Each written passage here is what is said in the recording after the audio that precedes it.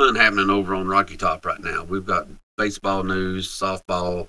We've got the men's basketball team transfer portal stuff. We've got the Lady Vols transfer portal. We've got football recruiting. Had a nice prospect on campus this way by past weekend, Bob. Let's dive into it. First of all, hit that like and subscribe, and most importantly, hit that notification bell. That way you get notified when we actually have a video. Otherwise, you probably won't see it. But yeah, let's get into it, Tim. Tell you what, there's a new sheriff in town. The baseball team is a new #1 team in the country. Overtook Texas A&M over this past weekend. Really, it's kind of funny because probably our worst little section of the year when it comes to our bats. Yeah, a little cold. Yeah, we did. I'm not sure if it was opposing pitching or what, but we wasn't doing too good there for a little while there. But moving up to #1. Tony V really got that thing rolling, man. I tell you what, I think we're the winningest team in the country the last 4 years. That's just incredible because we went so long without being relevant at all, pretty much in baseball. So no, we've only had spots that Yeah, we was pretty decent there during the Delmonico years, right? Yeah. Delmonico, yeah. But nothing like this. No. I mean, nothing. So yeah, he's got it rolling. It don't seem like it's going to stop anytime soon because he's got it recruiting going, like you'd expect the #1 team in the country to be. I have it. Yeah. Yeah. He's really been able to do everything but win a national championship over there. Yeah. And had a great change 2 years ago. That maybe the best college baseball team of all time, except it just didn't get it done in the postseason. So, yeah, if they keep putting up teams like this, you'll get it. They'll get it. Yeah. Speaking of some champions, though, the Lady Vols softball team, SEC champions. Sure. They're up to #2 in the country. Man, spring sports are just wearing it out. It don't matter what it is. I've never seen nothing like it. Track and field, golf, tiddlywinks, rolling. It out. I mean, you name it, they're wiring it out, man. Speaking of wiring it out, we got Kim Caldwell. She got her Lady Vols picked up another transfer portal girl this weekend, I think it's this weekend. Yeah.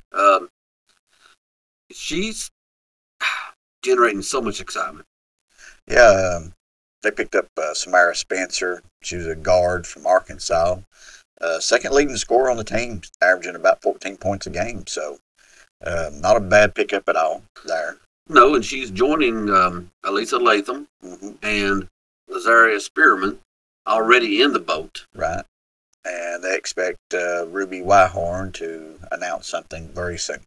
That one's a done deal, I reckon. Just dotting the I's and crossing the T's. Yeah, I'm not exactly sure how many more she'll bring in because I don't know if any Lady Vols currently is going to leave from this point on. She's got 15 scholarships, I believe, available to her. They got 2 more than the men's team does, and I'd expect her to use all of them because she's going to run them girls ragged. I wouldn't doubt it a bit. Now, on the men's side, when it comes to transfer portal, it's really all eyes at this point is on Chaz Lanier. Yeah, they've kind of got everything in the Chaz Lanier boat. They really like wanting this guy. He's a scorer. Maybe not a Dalton Connect scorer, but I'm sure they're selling him on him being the next Dalton Connect scorer. But yeah, the kid, obviously he's wanting to go to NBA. Me too. Right, me too.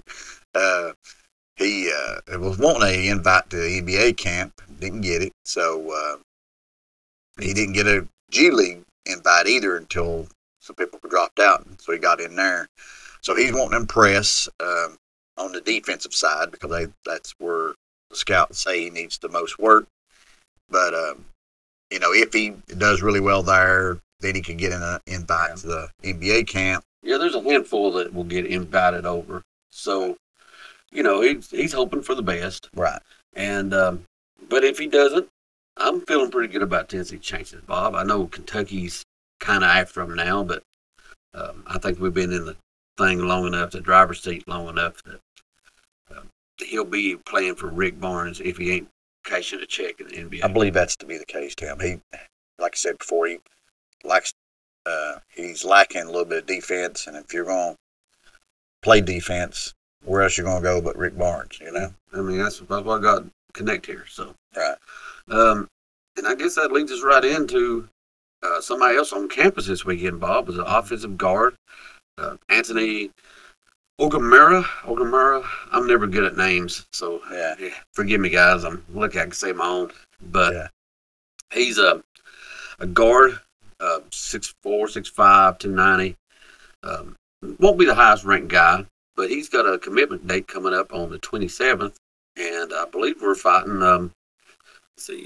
He's got Kansas State and Missouri visits coming up over the next 2 weeks, but I believe our biggest competition is going to be the home state Oklahoma Sooners, Right. and North Carolina Tar Heels.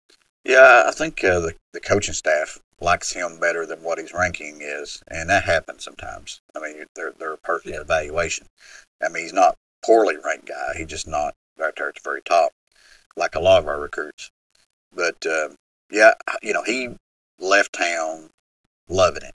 I mean, he seemed to really be feeling it. Sounded like I think you said earlier today, sounded like a silent commit. Yeah, he did. I mean, you'll have 10 guys go through there and give the same interview. Everywhere they go, they give the same interview. But then you'll get that one guy every now and then that you're thinking, I mean, this guy would be suiting up right now if they put him out on the field. Yeah, that's the way he sounded.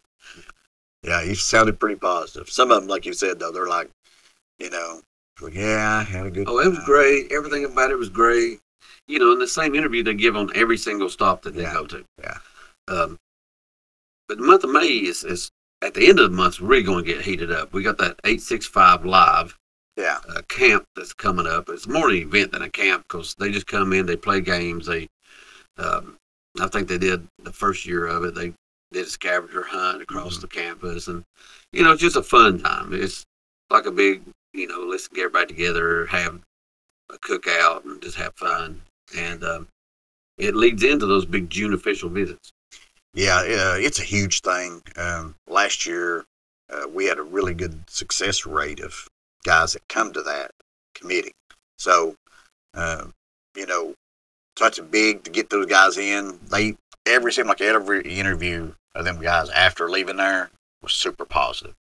So it's something really good we're doing. Like you said, if you go there and then you have a June official, which a lot of these guys do, and then most of these guys are committing the 1st of July, we're in their heads. We are. It's important. These next several weeks really determine the whole class. Yeah. And with that, guys, if you enjoyed the video today, like Bob said earlier, hit that subscription button and definitely hit that notification bell. They go together like peanut butter and jelly. Each one's great by themselves, but together they're fantastic. But leave us a comment too, and we'll get to see you guys on the next trip. That's right. Go Vols. Go Vols.